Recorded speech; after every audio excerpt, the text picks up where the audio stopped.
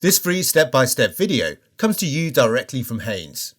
You can complete more than 200 jobs on this vehicle when you purchase the complete Haynes online manual at haynes.com.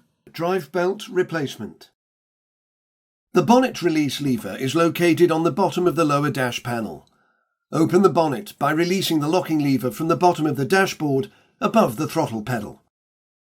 Lift the front of the bonnet up and release the safety lever before lifting the bonnet up and locking in position with the prop bar. Disconnect the airflow sensor wiring connector. Loosen the intake duct hose clamp. Release the clips securing the cover to the air filter housing. Lift the cover up, disengaging the air intake duct, and remove the cover from the engine compartment. Remove the air filter element. Disconnect the airflow sensor wiring harness from the front of the air filter housing. Remove the bolt from the rear of the filter housing and then remove the bolt from the front of the housing. Move the air filter housing towards the engine to disengage the air supply pipe and remove the filter housing from the vehicle. Pull the engine cover up to disengage the 4 clips retaining it to the engine and then maneuver the cover from the engine. To access the drive belt tensioner, remove the intake air duct from between the air cleaner top cover and the turbo. Rotate the tensioner to relieve the tension on the belt. All models have a square hole in the tensioner arm that will accept a 1/2-inch breaker bar or ratchet. Insert a 6mm drill bit into the 2 holes in the tensioner body to lock it in the retracted position. The outer hole is to the right of the square hole for the breaker bar or ratchet. If the drive belt is being reused, draw an arrow facing the front of the vehicle to ensure that the belt is returned to the engine in the same orientation. Remove the belt from the pulleys and maneuver it from around the fan. Route the new belt over the various pulleys. Start at the lower pulleys and work upwards, installing the belt beneath the upper idler pulley last.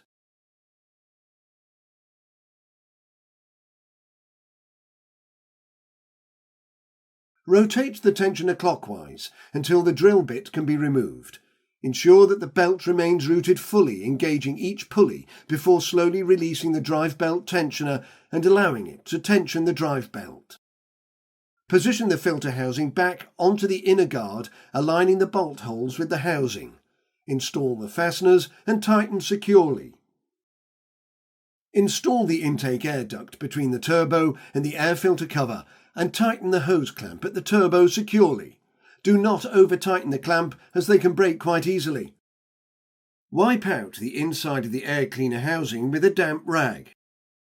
Place the new filter into the air cleaner housing, making sure it seats properly with the locating tab on the filter aligned with the groove in the bottom of the housing.